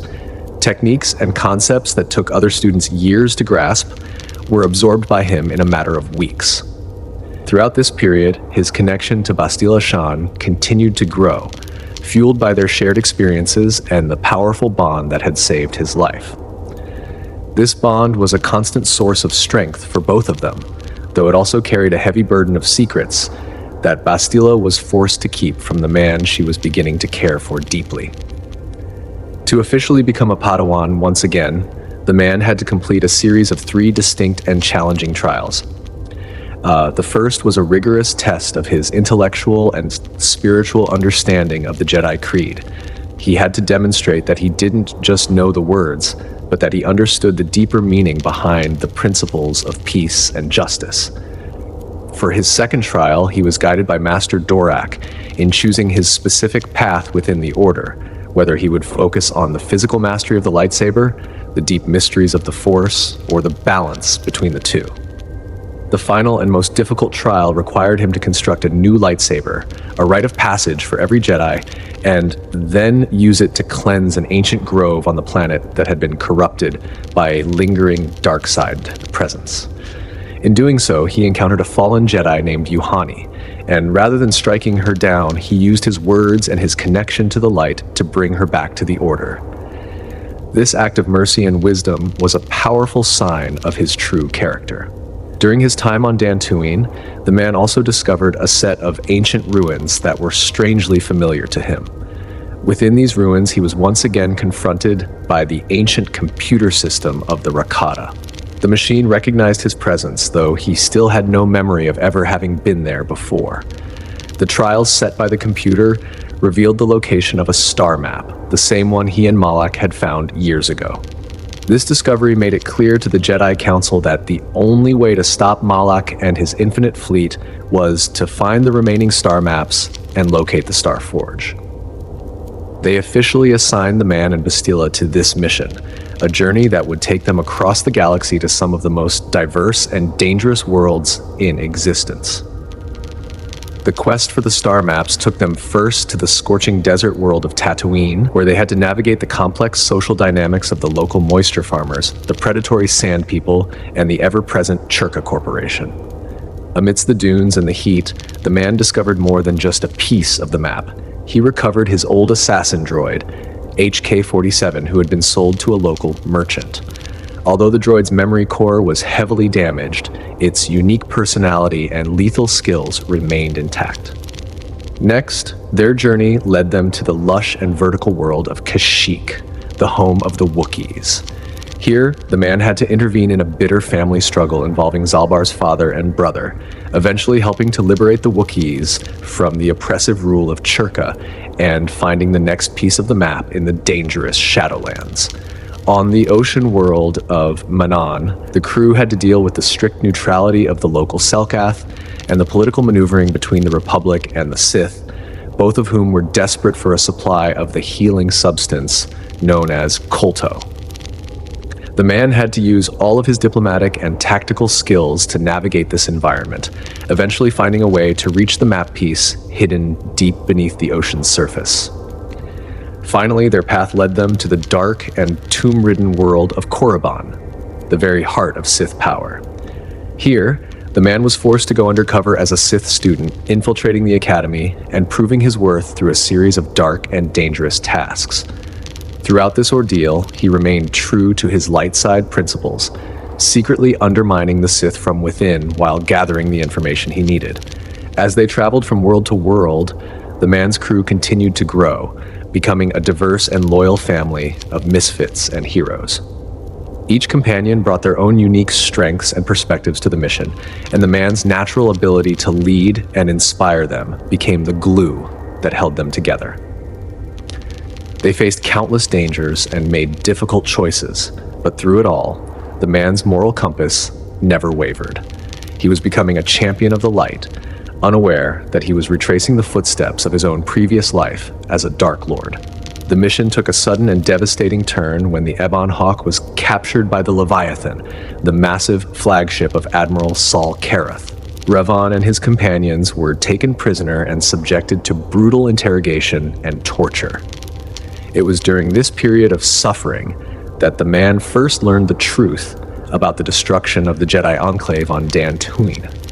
Malak had launched an orbital strike that had leveled the facility, killing many of the masters who'd been responsible for the man's training and his transformation.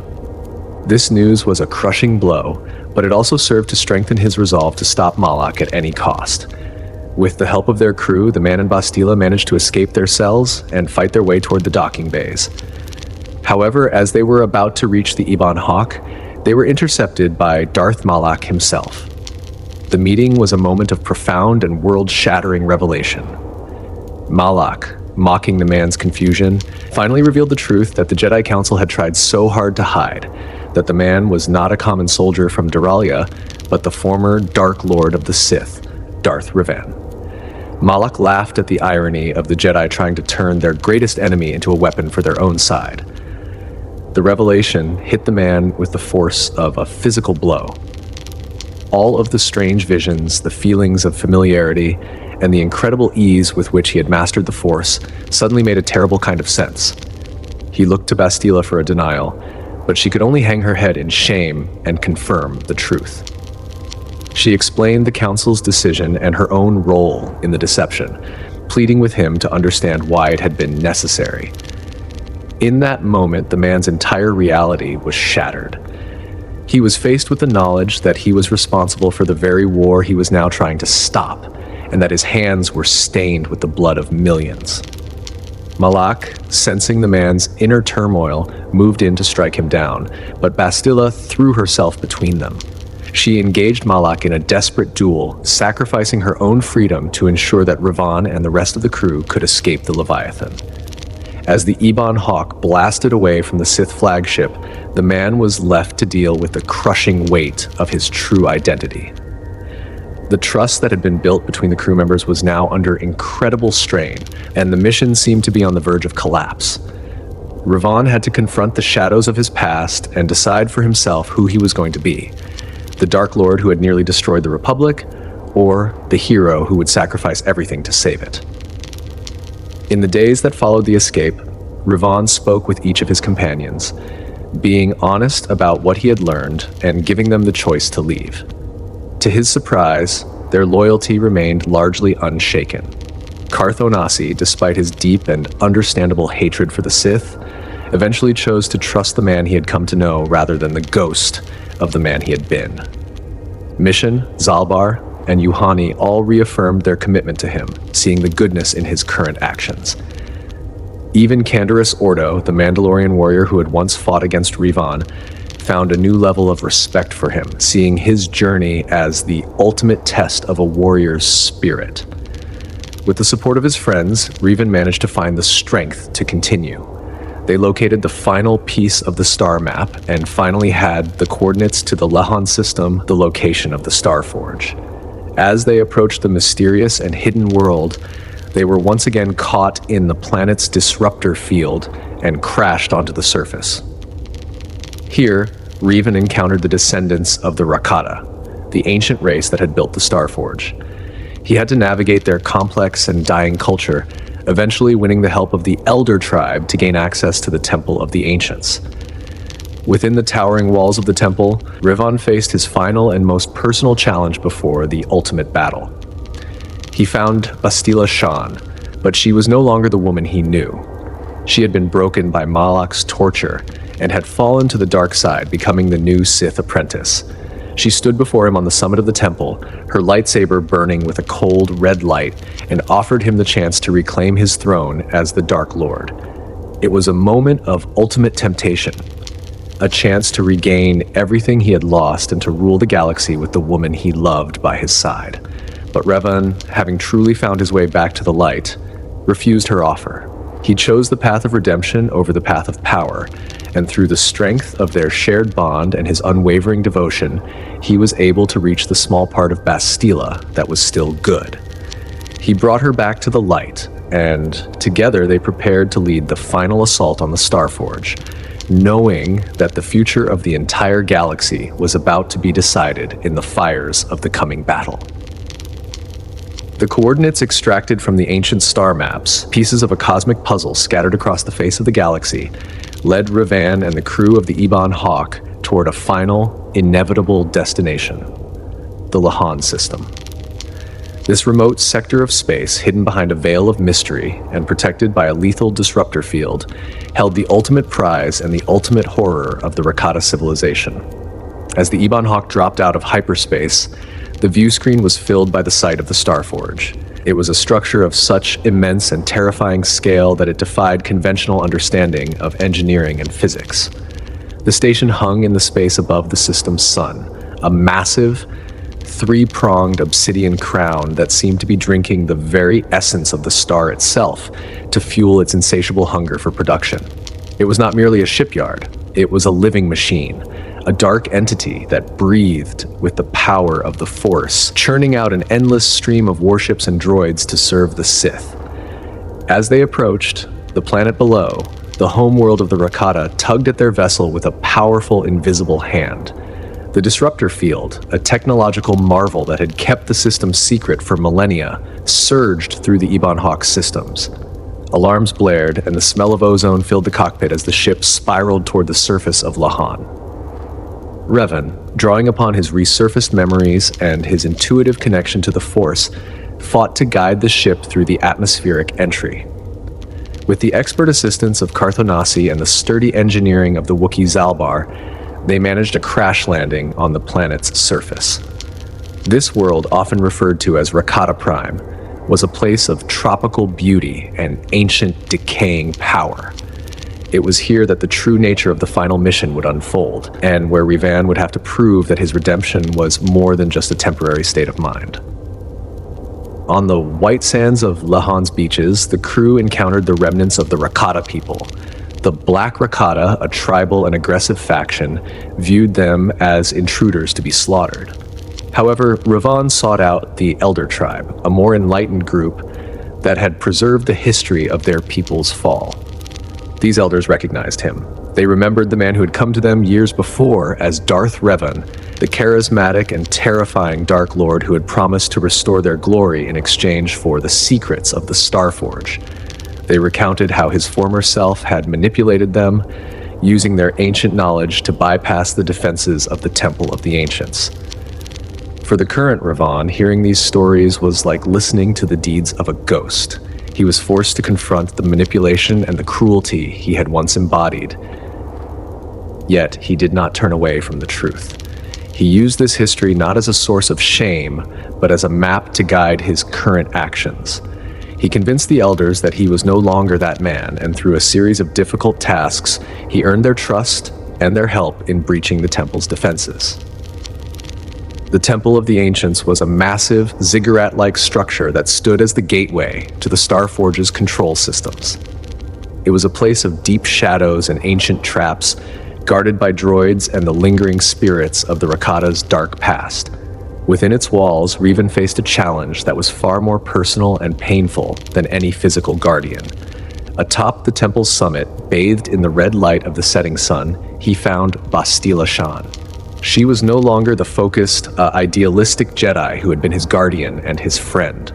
The torture she had endured at the hands of Malak had broken her, and she had embraced the dark side with a desperate, burning intensity.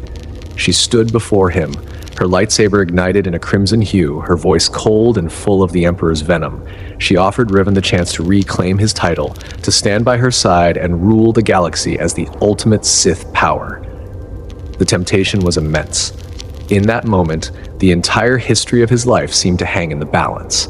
He could return to the safety of absolute power, or he could continue the difficult, painful path of a servant of the light. But Revan had found something more powerful than ambition or fear. He had found love, and he had found a genuine sense of purpose. Instead of meeting Bastila's hatred with his own, he reached out to her through the Force bond that had tied them together since the day she saved him on his flagship. He spoke to her of the woman she truly was, of the connection they shared, and of the possibility of forgiveness. It was a profound emotional appeal that challenged the very core of the dark side's corruption. Against all odds, and despite the intensity of her fall, Revan's unwavering devotion broke through the walls she had built. Bastila, weeping and exhausted, returned to the light, renouncing the Sith and pledging herself to the mission once more. This act of redemption was the true turning point of the war. With the Temple's disruptor field disabled, the Republic fleet, led by Admiral Dodonna and Master Vandar Tokare, was able to jump into the system and engage the Sith forces.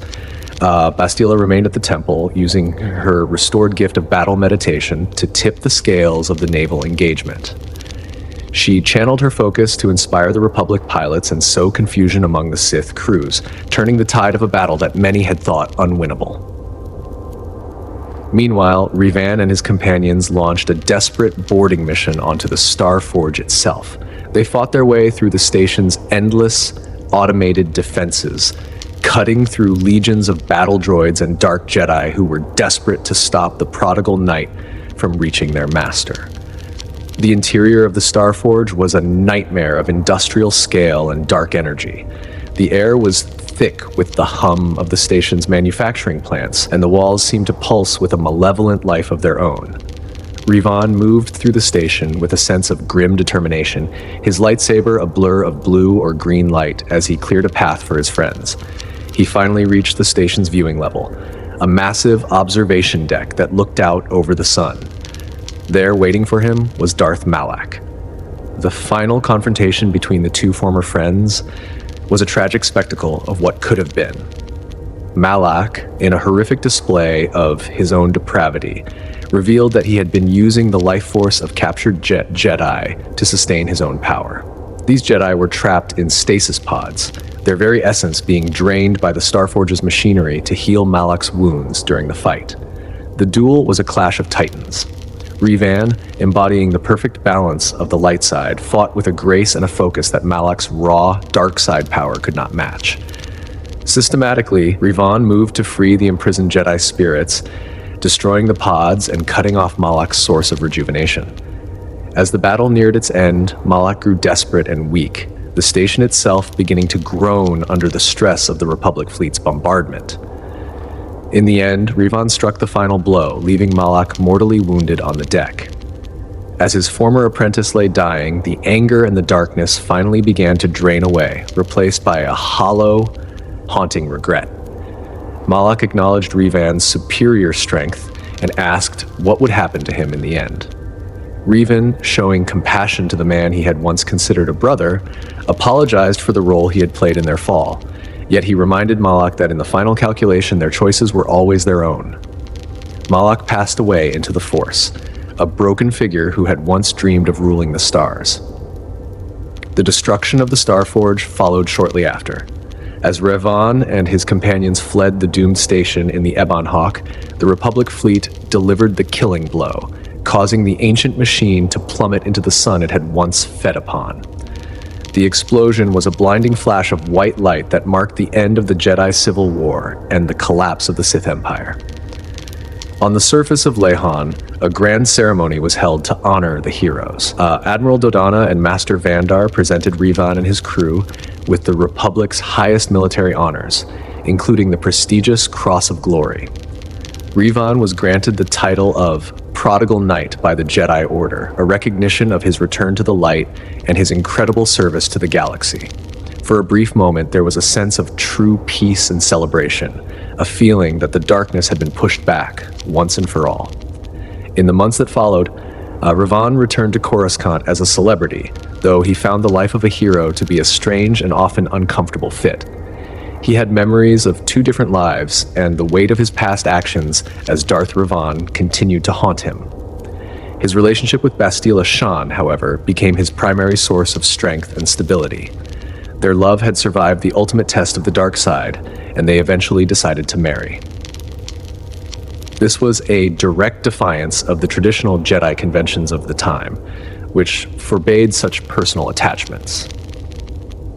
When Revan presented his views to the Jedi Council, arguing that positive emotions like love could actually strengthen a person's connection to the Force rather than lead to the dark side, he faced a wall of skepticism and resistance. The Council, still reeling from the war and the near extinction of their order, was in no mood for radical new philosophies. While they grudgingly accepted his marriage and granted him the rank of Jedi Master, they rejected his teachings, fearing that such emotional paths would only lead to more disaster. Revan and Bastila settled into a relatively quiet life in an apartment on Coruscant, but the peace he had sought continued to elude him. Beginning in the year 3954 BBY, only 2 years after his victory at the Starforge, Revan began to experience vivid and terrifying nightmares. These were not merely dreams, but powerful force visions of a storm-covered world, a place of eternal shadow and cold where a great darkness was growing. He felt a sense of impending doom, a threat that made the Mandalorian Wars and Malak's rebellion look like mere preludes. He became convinced that the Sith Emperor he had met on Droman Khas was still out there, biding his time and preparing for a new invasion. He realized that the Republic was still vulnerable and that the true source of the darkness had never been truly addressed. The burden of these visions became too much for Revan to bear in silence. He knew that if he remained on Coruscant, The threat would only continue to grow until it was too late to stop. He also knew that he could not involve the Republic military or the Jedi Council without proof, and his memories of the Emperor's location were still fragmented and locked away. Making the most difficult decision of his life, Revan decided that he had to leave his family behind to investigate the source of these nightmares. Bastila was pregnant with their first child at the time, a fact that made his departure even more agonizing. He left her with the Ebon Hawk and his loyal droid T3M4, promising to return once the threat had been identified and neutralized. His search for answers led him back to the world of Rekiad, the frozen planet where he had hidden Mandalore's mask years before.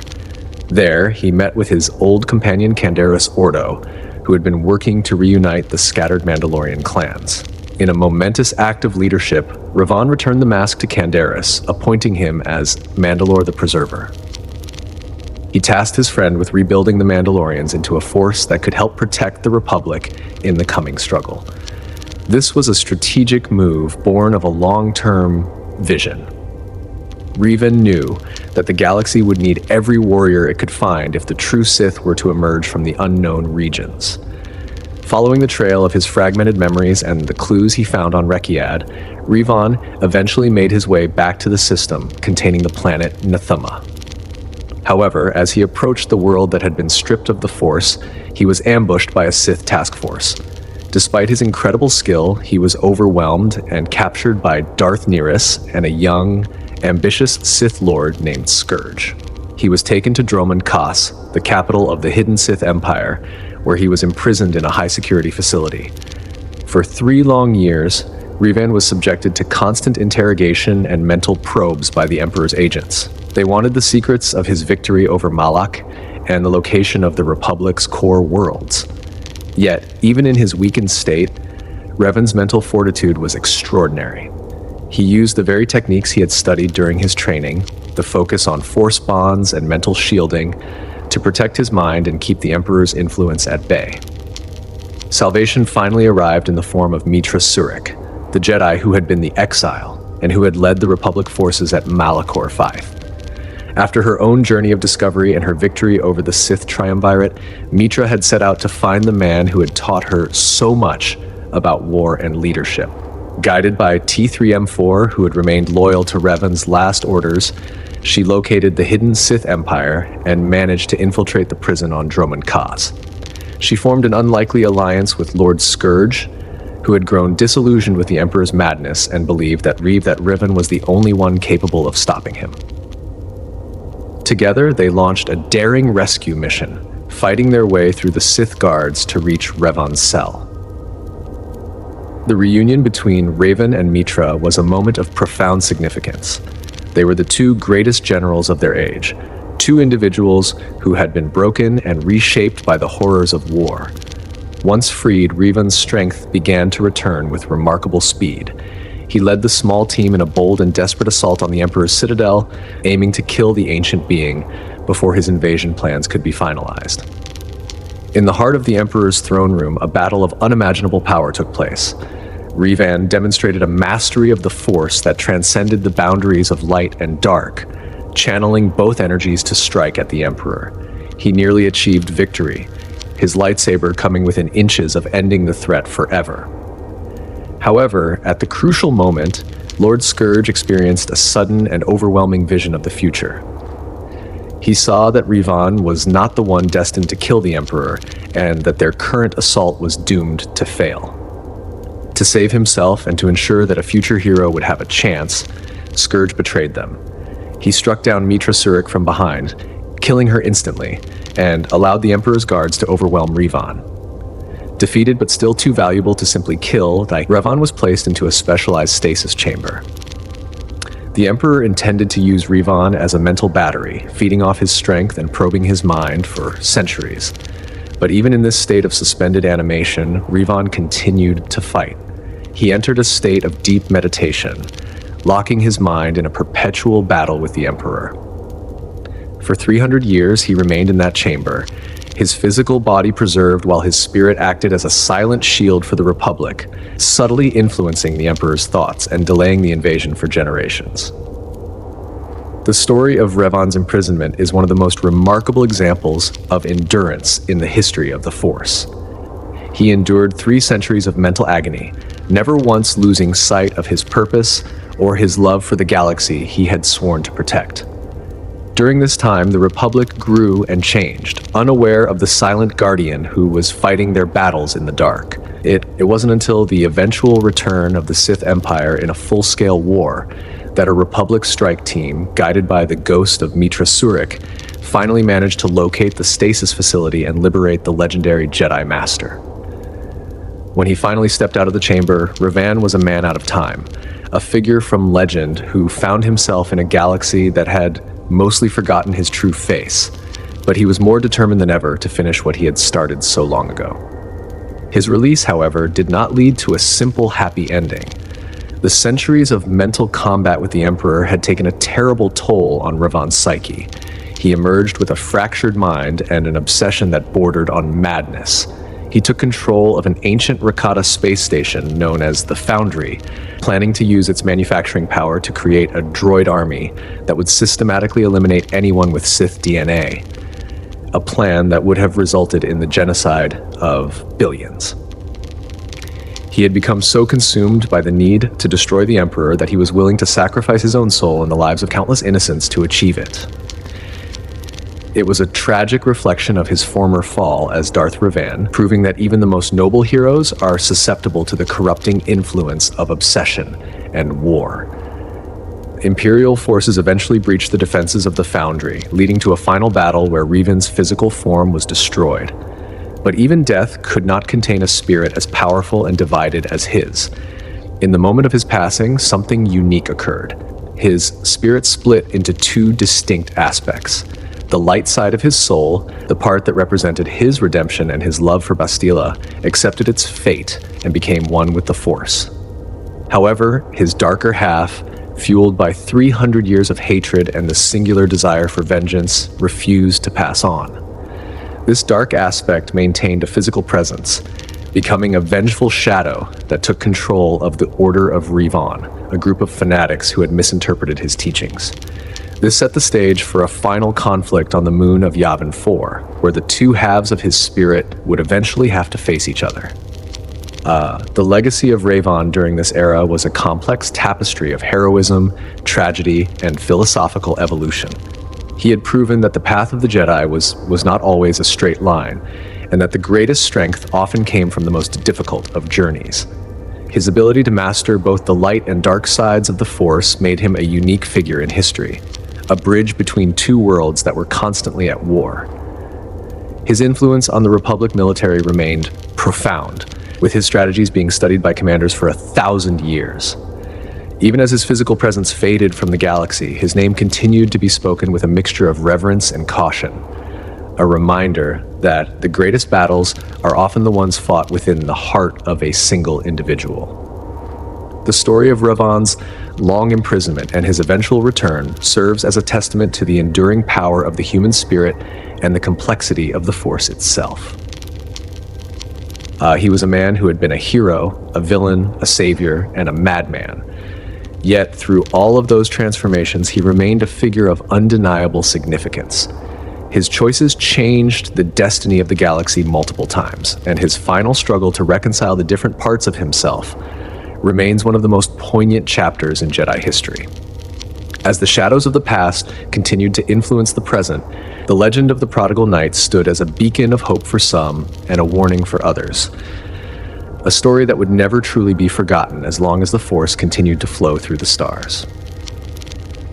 The struggle on Yavin 4 represented the final resolution of Revan's long and tortured journey. It was a battle that involved the greatest heroes of both the Republic and the Empire, all of whom recognized that the mad spirit of Revan posed a threat to everyone. In a final, climactic encounter, the light side aspect of Revan appeared, helping the heroes to defeat his darker half. In a moment of ultimate clarity and peace, the 2 halves of his soul finally merged, resolving the conflict that had defined his existence for centuries.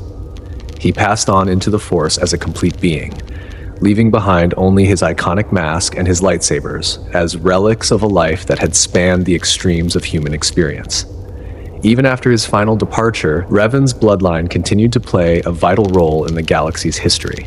His son, Vaynor, though not a Jedi himself, became a high-ranking official in the Republic government, working to preserve his father's legacy of service. Generations later, his descendant, Satele Shan, would become the Grand Master of the Jedi Order during the Great Galactic War, embodying the same strength and wisdom that had made her ancestor a legend. The artifacts of his life, his mask, his holocrons, and the stories of his deeds became some of the most sought-after treasures in the galaxy, studied by both Jedi seeking wisdom and Sith seeking power. Revan remained a figure of eternal fascination, a man who had walked through the fire and emerged as something unique, a true master of the Force in all its forms. In the final analysis, Revan's life was a masterclass in the nature of choice and the power of redemption. He showed that no matter how deep one's fall into darkness, there is always a path back to the light for those with the courage to seek it. He also demonstrated that the traditional, rigid categories of good and evil are often insufficient to describe the reality of the Force and the complexities of the sentient heart. He was a man of his time who became a man for all time. A legend whose name would forever be synonymous with the idea that our past does not have to define our future. The galaxy was forever changed by his presence, and the lessons he left behind would continue to guide and challenge Force users for thousands of years to come.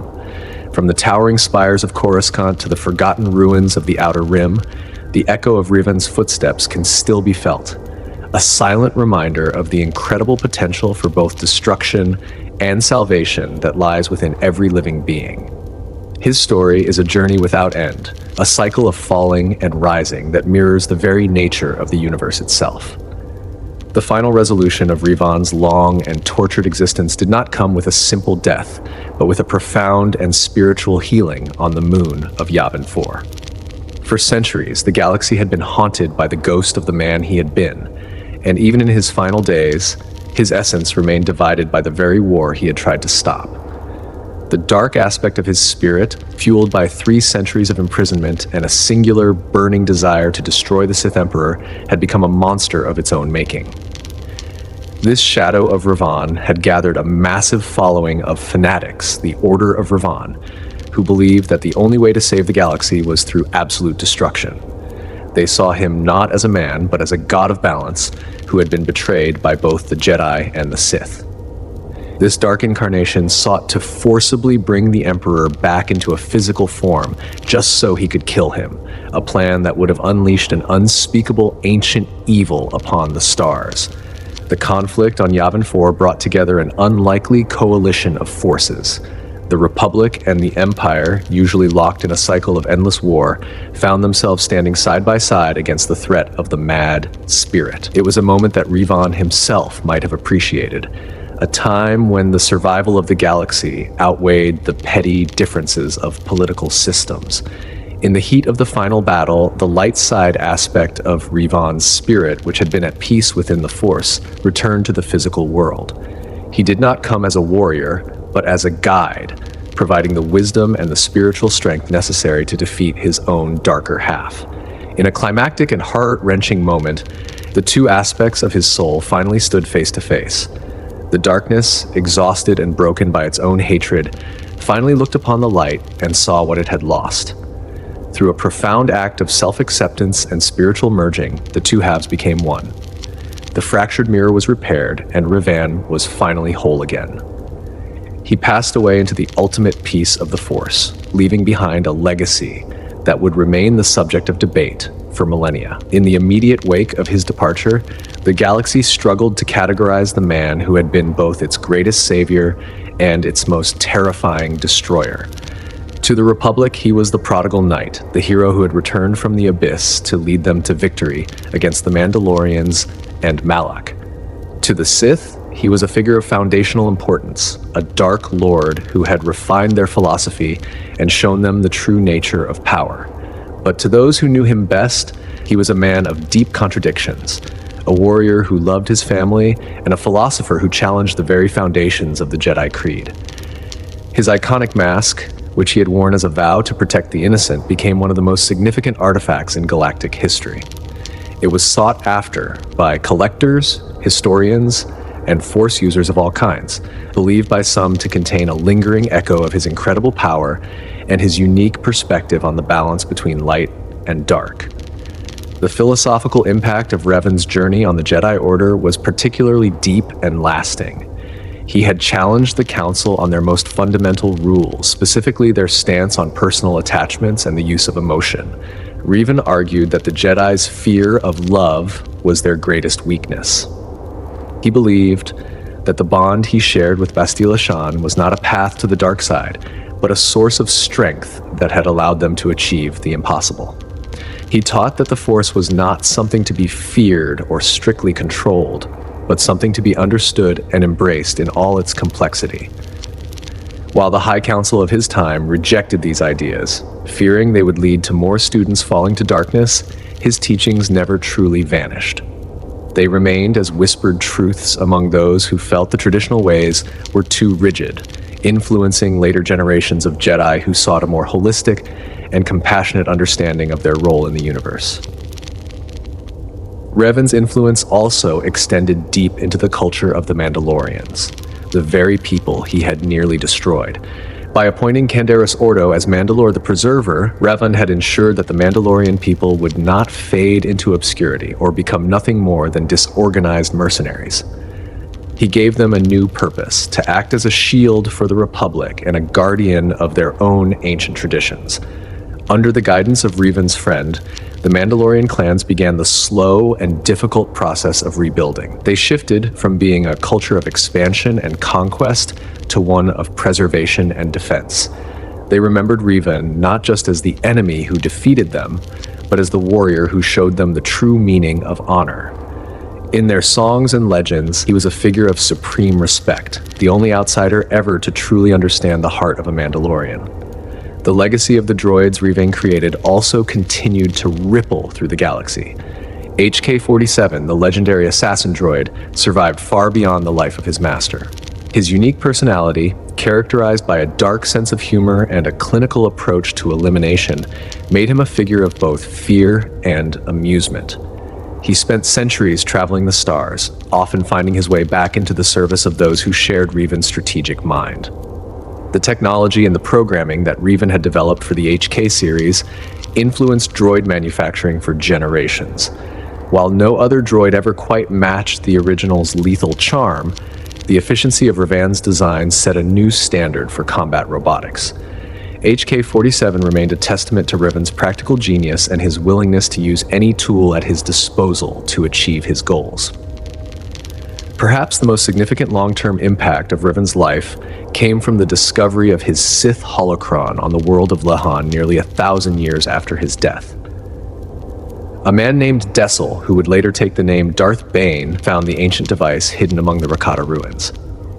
From Revan's recorded teachings, Bane learned the flaws of the old Sith Empire, the constant infighting and the dilution of power among many weak masters.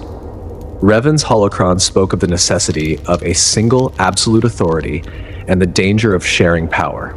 These insights provided the foundation for Bane's Rule of Two, a new philosophy that would define the Sith for the next 1,000 years.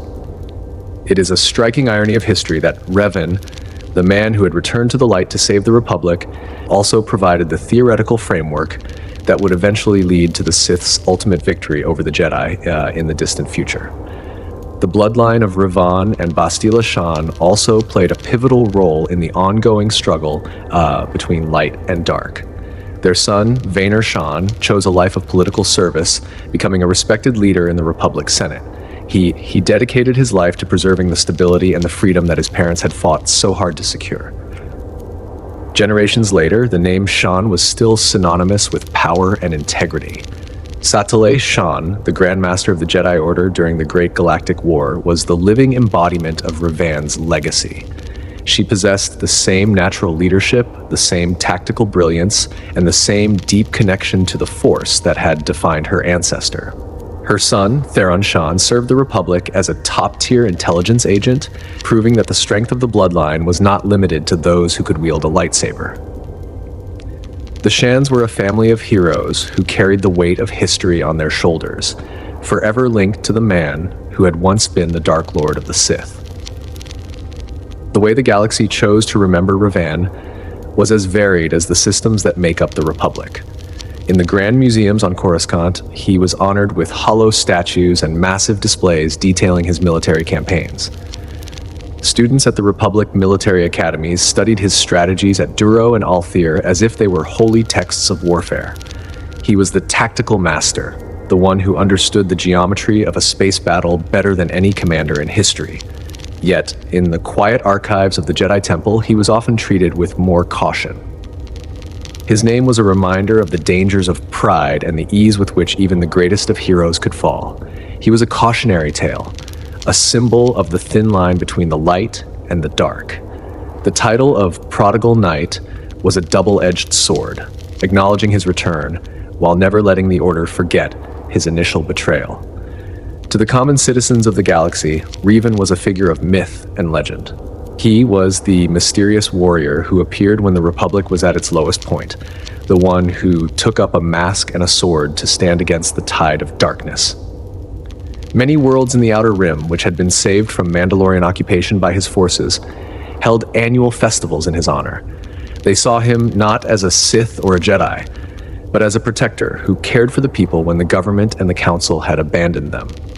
For these people, Revan was a symbol of hope and the idea that one person can truly make a difference in the face of overwhelming odds.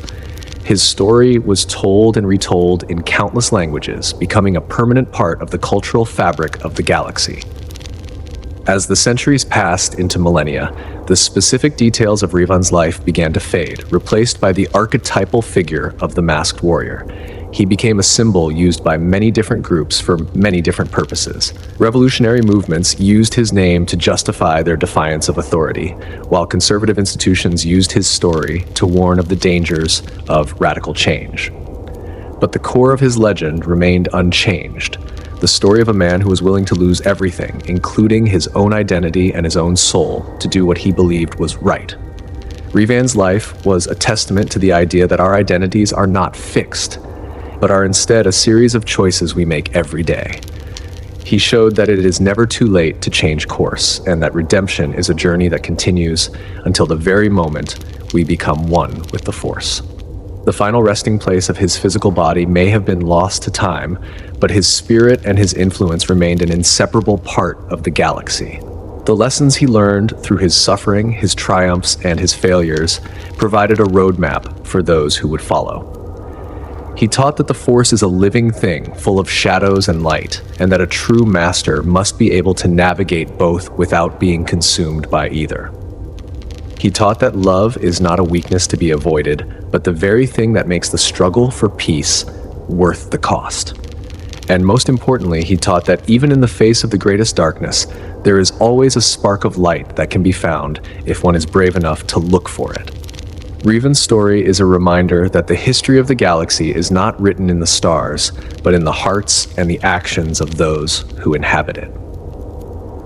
He was a man who challenged the universe to be better, who refused to accept the limitations placed upon him by others, and who forged a path that was uniquely his own.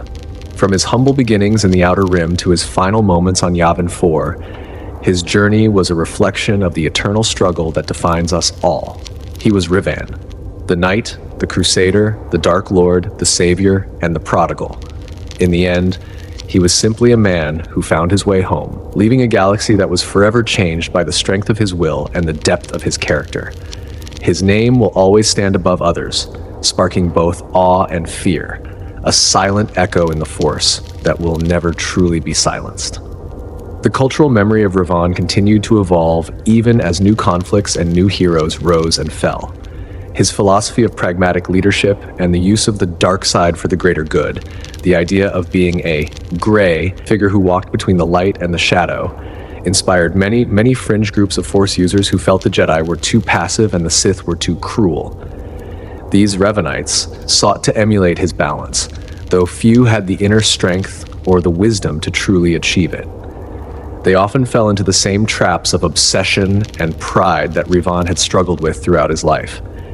Yet their existence was a testament to the enduring appeal of his unique perspective. He had opened a door that could never be fully closed. A way of looking at the Force that acknowledged its inherent complexity and its refusal to be easily categorized. In the long-term history of the Jedi Order, the Ron era was often seen as a period of profound crisis and transformation. It was a time when the Order was forced to look inward and confront its own failures. The Council's decision to wipe Revan's memory and use him as a tool was debated by scholars for generations. Some saw it as a necessary evil that saved the Republic, while others viewed it as a gross violation of the principles of the Force and a dark stain on the Order's history. This debate led to a series of reforms in the way the Jedi handled fallen members and the way they trained their students. They became more aware of the need for psychological support and the importance of addressing the underlying causes of a student's frustration and anger. Revan's fall was the catalyst for a more compassionate and introspective order, even if those changes took centuries to fully manifest. The scientific and historical communities also found much to study in the life of Revan. The Rakata technology he uncovered, specifically the Star Forge and the star maps, provided a glimpse into a prehistoric era of galactic history that had been almost entirely forgotten. Researchers spent centuries trying to piece together the history of the Infinite Empire, using the information Revan had recovered as a starting point. While the Star Forge itself was destroyed, the knowledge of its existence changed the way the galaxy understood the potential for large-scale manufacturing and the integration of the Force with technology. Revan was not just a warrior. He was an explorer who had pushed back the boundaries of the known universe, uncovering secrets that had been buried for 20,000 years. The military legacy of Revan was perhaps the most tangible and visible part of his influence. The Revan maneuvers became standard curriculum in every naval academy from the core to the mid-rim. His use of interdictor cruisers to control the flow of battle and his emphasis on logistical superiority changed the way wars were fought. He was the first to truly treat a galactic conflict as a single, interconnected chess game, rather than a series of isolated planetary battles. His ability to anticipate the enemy's moves and to strike with overwhelming force at the most vulnerable point made him a legendary figure among soldiers and officers.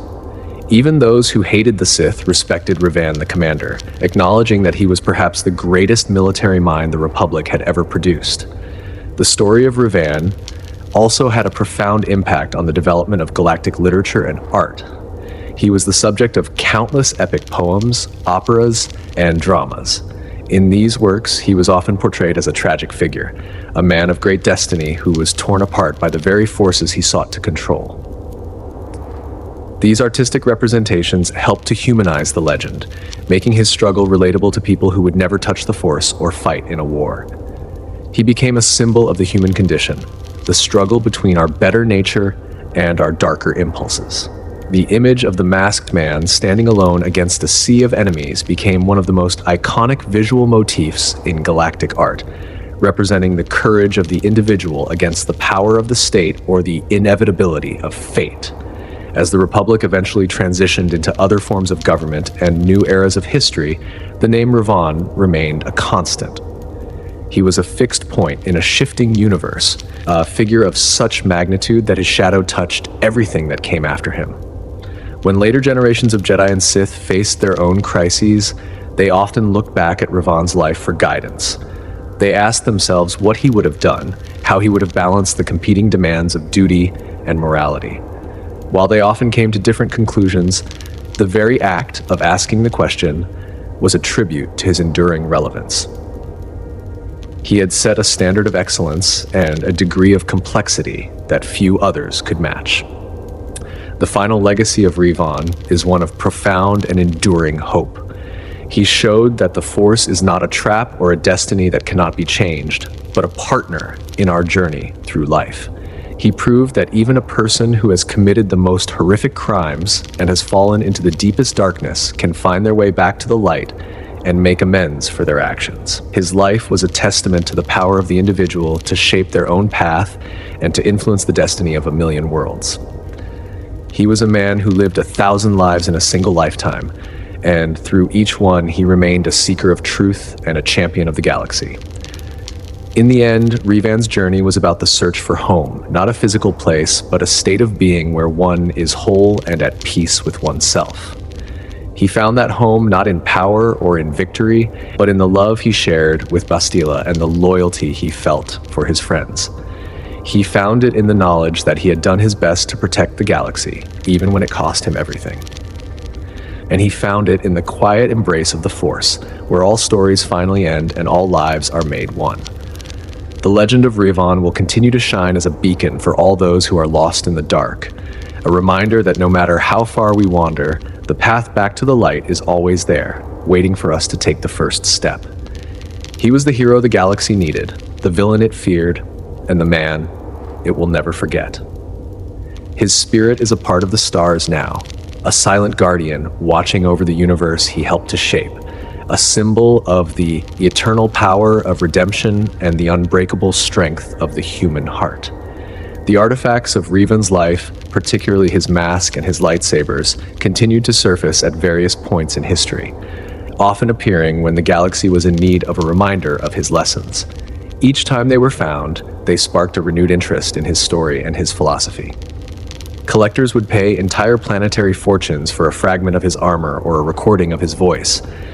But the true value of these objects was not in their physical material, but in the stories they represented.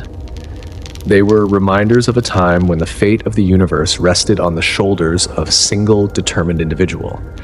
They were symbols of the struggle for balance and the importance of staying true to one's own principles, even in the face of overwhelming pressure to conform.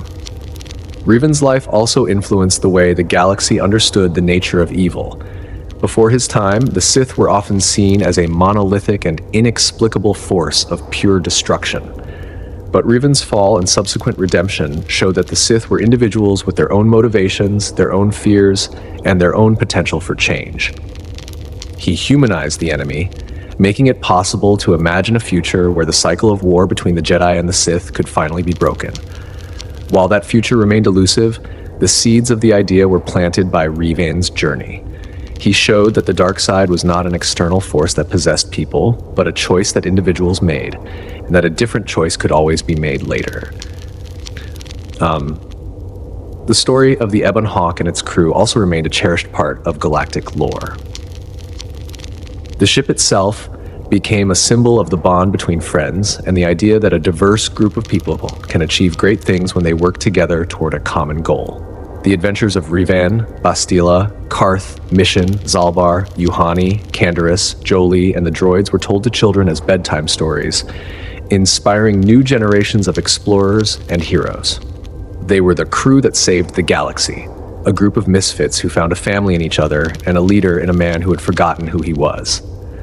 Their legacy was one of friendship and loyalty, a reminder that the most important battles are often won through the strength of our connections to others. In the final reckoning, Revan was a figure who transcended the very labels that were used to describe him.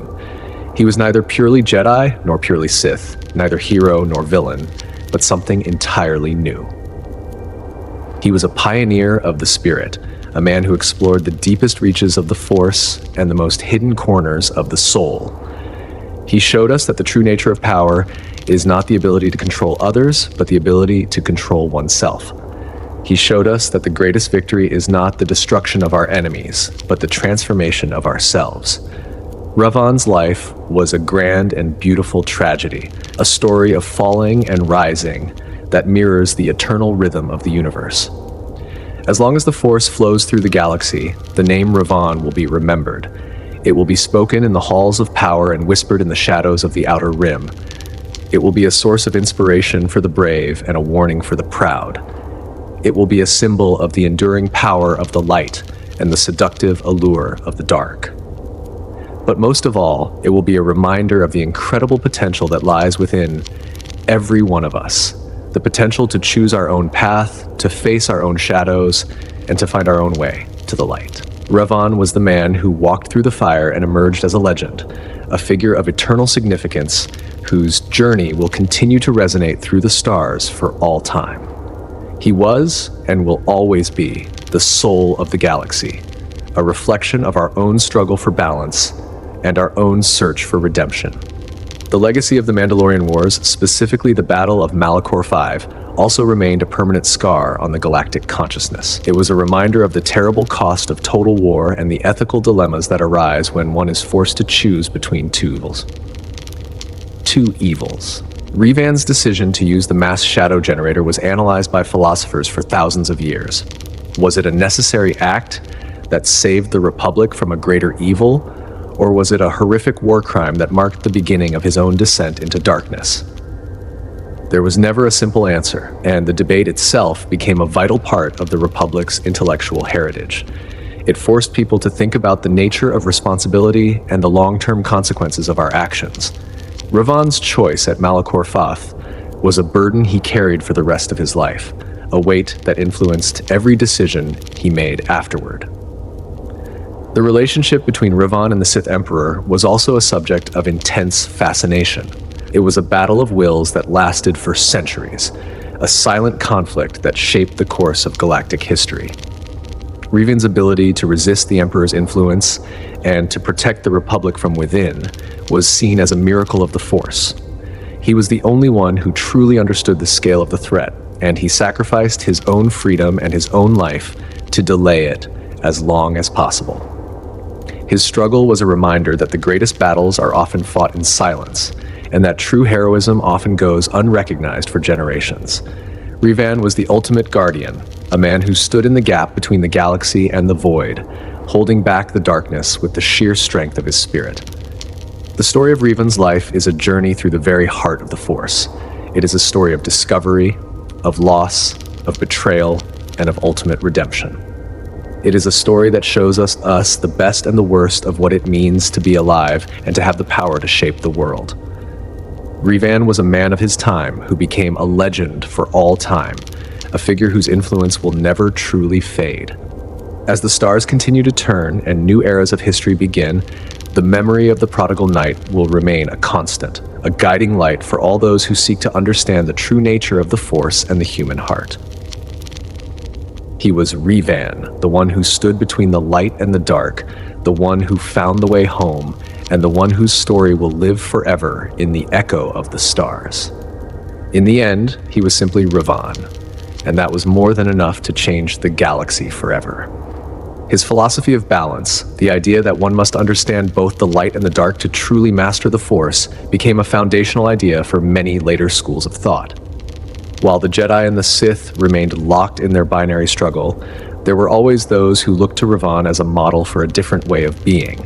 They saw him as the third path, a figure who had moved beyond the limitations of the old ways to find a new and more powerful understanding of existence.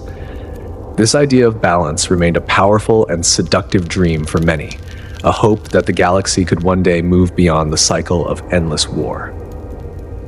Revan was the first to show that such a path was possible, even if it was incredibly difficult to walk. He was a pioneer of the soul, a man who had the courage to go where no one else had dared to tread. From the white sands of Lahan to the storm-covered peaks of Droman Khas, the physical locations of Revan's journey became sacred sites for those who followed his legend. They traveled to these places to feel the echo of his presence and to gain a deeper understanding of his life. These pilgrimages were a testament to the enduring power of his story and the way it touched the lives of people across the galaxy. Revan was not just a historical figure. He was a living presence in the minds of millions, a source of strength and inspiration that transcended the boundaries of space and time. His name was a prayer, a battle cry, and a promise, a reminder that we are all capable of greatness, and that our choices are the only things that truly belong to us. In the final analysis, the story of Revan is the story of all of us. It is the story of our search for identity, our struggle with our own inner demons, and our ultimate desire for peace and redemption. He showed us that the galaxy is not a cold and indifferent place, but a reflection of our own hearts and our own actions. He showed us that we have the power to change the world, for better or for worse, and that the responsibility of that power is the greatest burden we will ever carry. Revan was a man who carried that burden with grace and with courage, and in doing so, he became one of the most significant figures in the history of the stars. His legacy is a gift to all those who seek the light, a reminder that the journey home is always worth the cost. He was Revan, and his story is a legend that will never end.